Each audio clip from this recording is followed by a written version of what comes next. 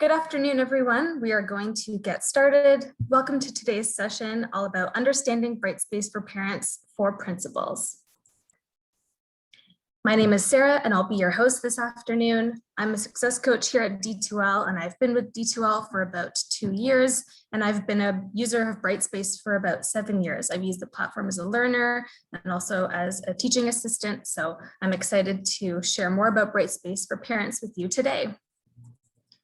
Just some housekeeping items that I want to go over before we get started. You'll notice that the Q&A and chat are disabled for today's webinar, but I ask that you direct any questions that you might have to our coordinator, Bridget Brogan. We'll also have an office hours session at the end of the month, which is next week. And so I encourage you to come and bring any questions that you have at that time too. And so we'll review when that is at the end of today's session. Finally, the recording of today's session, as well as the slide deck that I am presenting from, will be available on the educators webinar website for your reference. So that's the website that you went to sign up for today's session. In a few days' time, you'll be able to return there, access the recording, and also access the slides. And there's some resources linked in the slides as well, and you'll have access to those. Our agenda today, we're going to start off as we always do by understanding some terms. And then we're going to talk about what Brightspace for Parents is, a little bit about the history and the development of the platform and some of the key features. We're also going to talk about what areas of Brightspace feed into Brightspace for Parents. And then we're going to move into a demo. I'm going to show you some slides and some workflows. And then we'll end off by talking about some considerations for a successful rollout of Brightspace for Parents at your district. And then there'll be some resources linked at the end, and you can access those when you download the slide deck later. So starting off, as always, just to make sure we're all on the same page when it comes to our terms and some of the language we'll be using today. D2L is our company. I'm an employee of D2L, and so is my team. Brightspace is our product. That's what we used to do online learning. That's what you use. And then Brightspace community is our online community where D2L staff and other users of Brightspace come together and answer each other's questions. I also want to call out that you'll be hearing me say parents and guardians a lot today, and that Brightspace for Parents is the name of the platform, but I want to acknowledge that there's many people who can make up a child's community, like grandparents. So I just wanted to call out that verbiage before we get started today. So beginning with, what is Brightspace for Parents?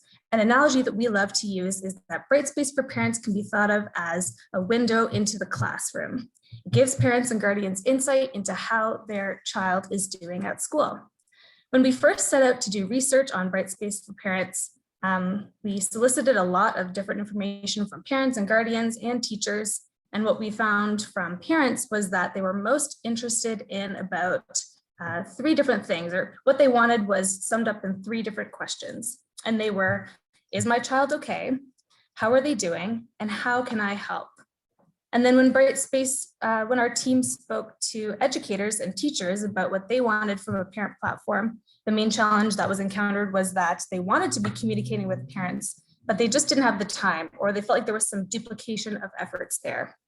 So with this information in mind, our team realized that we could build a parent solution to help everyone, and that if educators were using just a few key tools in Brightspace, that is activity feed, portfolio, assignments, and grades, we'd be able to meet the needs of parents and guardians, especially on these 3 questions, without doing a lot of extra work.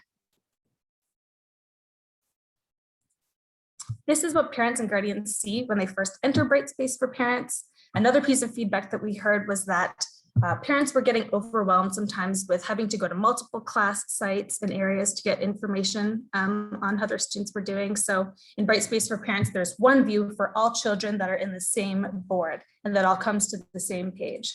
So as you can see, we'll dive into this a little bit deeper in the demo. There's some high-level information like overdue work, upcoming work as well, recent grades. And you'll also notice that at the top third of the tile is a picture. And this is the most recent portfolio item that the educator has decided to share with parents and guardians. So this is great for inspiring conversation and being able to chat about that at home.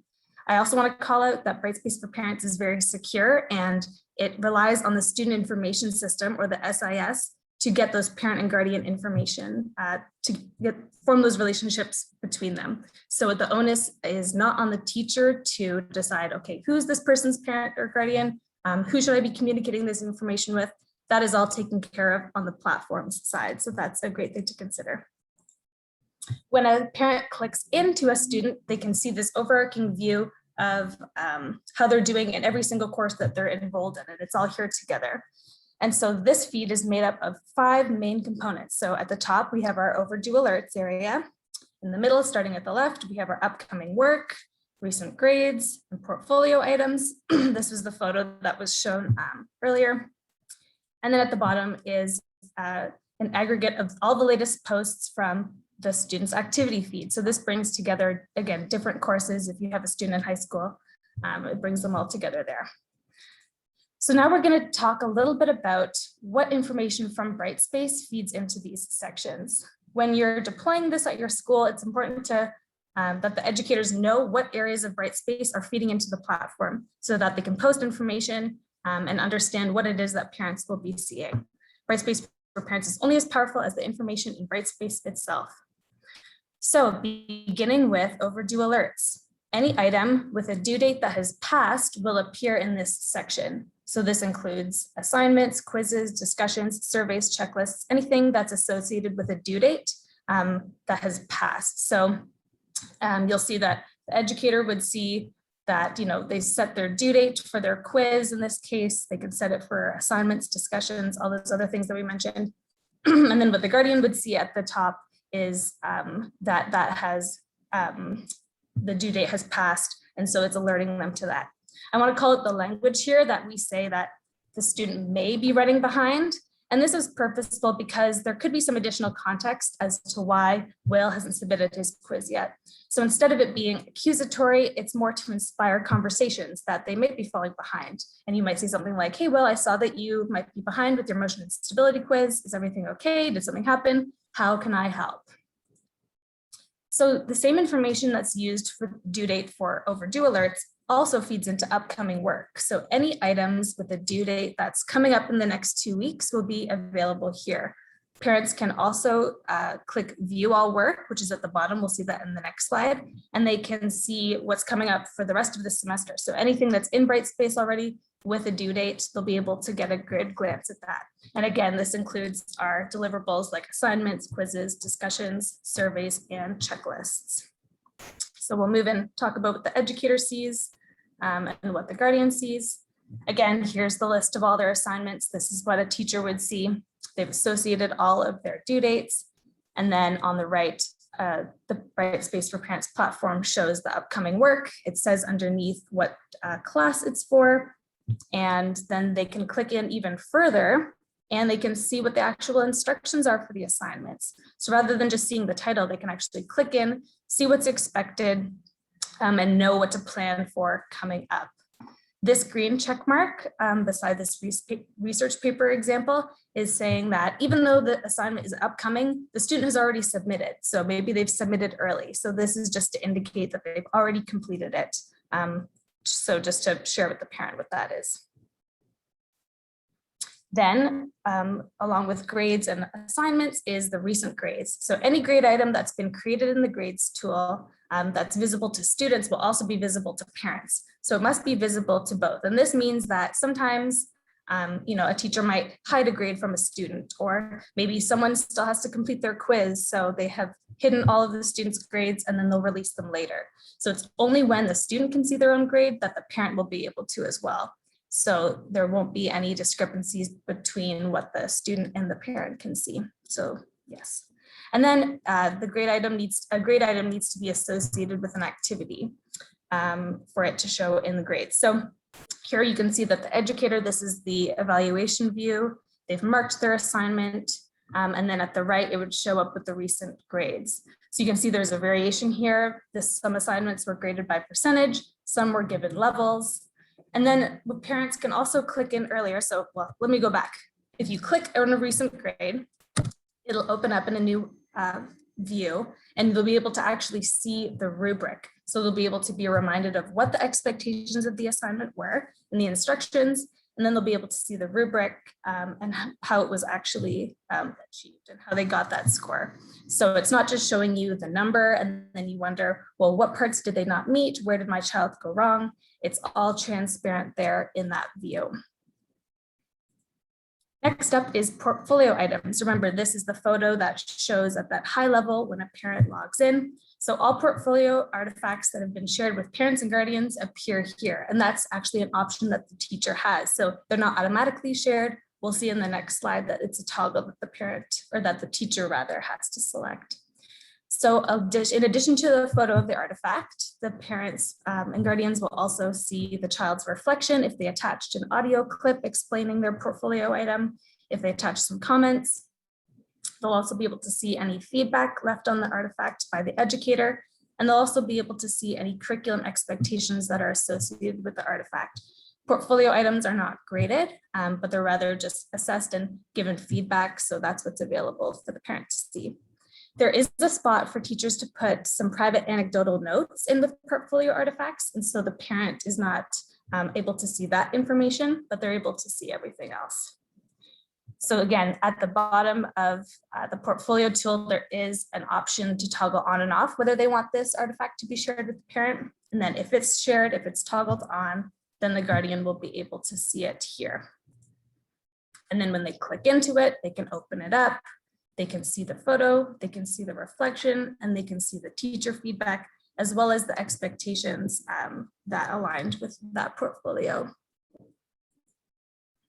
Finally, they can see the latest activity feed posts, and this is different from the announcements tool. So this is talking specifically about the activity feed posts that a teacher posts for the quick sharing of information, some instructions. And so it's activity feed posts that flow into Brightspace for parents. Also, it'll be an aggregate feed of all the courses that they're in. So it won't just be for one course, it'll be for all of them, kind of in a social media like feed. As well, if posts are pinned by the teacher, they'll show up at the top. So let's say the student is in 2 courses, and in both courses, a teacher has pinned an activity feed post to the top, meaning that they always want it to be shown first. It'll be shown first as well in Brightspace for parents. In the activity feed tool, if you're familiar, there's an option for teachers to allow commenting. Maybe the teacher would start off the day by posting on the activity feed and say, like, comment below, like, you know, what your favorite movie is. And so parents won't be able to see the comments left by learners because they're only supposed to see what their own child has done. And so they're not able to see what other students are posting. So I just wanted to call that out. Again, here's that view. They log into Brightspace for parents and they see the latest posts. You'll be able to see a photo of the teacher who posted it or their initials, so you'll know what course the feed post is from. Again, some of you may be familiar that you can see or you can create assignments right from the activity feed. And so this is how they appear. So the educator creates their assessment from the activity feed, they post it, and then that would also feed into Brightspace for parents. So I want to walk you through what it looks like for parents to engage in the Brightspace for Parents platform, as well as some other tips and tricks for your organization or school district to be able to communicate with parents. So when a parent first logs in, this is what they see. So it's a main dashboard page. And here, if I go like this is what they would click to actually go into Brightspace for parents and see that view of their different children, which we'll see in a minute. But I want to call out that the announcements tool is what you can use to do organizational or school-wide announcements. So when a student or a parent or even a teacher, when they log into their own Brightspace, they'll see school-wide announcements. Maybe it's a reminder about a PD day. In this case, it's some resources. You're able to share announcements with parents in that way. So yes, once they click Brightspace for Parents at the top here, that is how they get into this view with all of the children that they have in that board, that quick view of the overdue work, the upcoming work, and the recent grades. And then when they select a student, that's how they get into that really detailed view with the overdue alerts, the upcoming work, the recent grades, as well as the portfolio items and the latest activity feed posts. Again, calling out that if the student is enrolled in multiple courses, it'll show like what course is appropriate or what course is associated with that assignment. So also, in addition to being able to log in and view this information, parents can sign up to receive a weekly email summary for their students' work that week. And so I'm going to show you how to do that at this time. So in the top right-hand corner, the parent would select down on their user profile and go into notifications. And then they would be brought to this page and they would be able to, at the bottom here, you can see I have it highlighted. They would be able to select, yes, email me a summary of my child's activity for that week. It's also highlighting our Pulse app, which is our student app. So it's just highlighting to parents that their students are able to download that for notifications. But this is how they would go into the platform and sign up for that weekly update. And it's sent Saturday mornings. So we've talked a lot about Brightspace for parents, how to enable teachers to understand what tools are being, what tools are flowing into Brightspace for parents. So I want to talk now about some key considerations to make sure that the rollout of Brightspace for parents is successful at your district. So again, that first point about ensuring that teachers are prepared prior to asking parents to set up an account. So you want to make sure that everyone knows that it's the activity feed posts, it's the grades that are visible to the student. And yeah, making sure that you've communicated those areas. Because once a parent has been given access, it can't be revoked. So a teacher cannot necessarily turn off the fact that the parents can log in. Everything needs to be ready. Then you would get the parents the login and then they would be able to have all that information. As well, for activity feed, parents can read the posts, they can access links in posts, but they can't access the content files because they can't really go truly into the system and into the classroom and see every piece of content that the teacher has posted. You can see here, I have a screenshot. If activity was quick linked, they can't actually click into it. It would say, sorry, you don't have access to this content. As well, I talked about this earlier, but parents cannot see the comments that are left by students on an activity feed post, and that's for privacy reasons. Some other key considerations for rollout is that assignments must be completed and marked in Brightspace to be shared and marked as complete. They may still appear in overdue work otherwise. Let's say a student handed in a hard copy instead, and so it was marked complete and it was marked, but it wasn't done in Brightspace. Remember that for Brightspace for parents to pull that information, it needs to be reflected first in the Brightspace instance that the teacher is using. Finally, it's important to communicate with parents as stakeholders on the expectations and what they can expect to get out of Brightspace for parents, and also how they can access it. A lot of schools will have a link on their website in a parent section, and that will bring them to the area that Brightspace for parents is, and that's how they can log in. So those are some key considerations, and those are all the different tools that are in Brightspace. I know that that was a lot of different information, but we'll have some resources linked at the end. For questions, I again want to call out our office hours that are happening April 29th. You can see that we've completed this session today. Next week, there's a rubric session and creating an accessible online learning environment within Brightspace. Those are focused at teachers, but of course you're invited to attend those sessions if you wish. And then looking ahead to May, as it's almost the end of the month, we're paring it down because we know it's a busy time of year, and these are the different sessions that we have offered. So there'll be Tuesdays and Thursdays. We'll be having a guest on Thursday, May 20th. And so I encourage you to check out those if you are able to. Here's some resources that I'll leave you with. The top two are ones that are specific to Brightspace for parents, as well as some videos at the bottom. So we've given a high-level overview today, but if you want to get in and see every different single part and really learn how to deploy this at your district, I encourage you to check out those. So thanks so much for coming, everyone. I hope that you were able to learn a little bit about Brightspace for parents and get a better sense of what it is that the parent experience is. I hope that you'll join us for future webinars, and I hope you have a great rest of your afternoon. Thanks, everyone.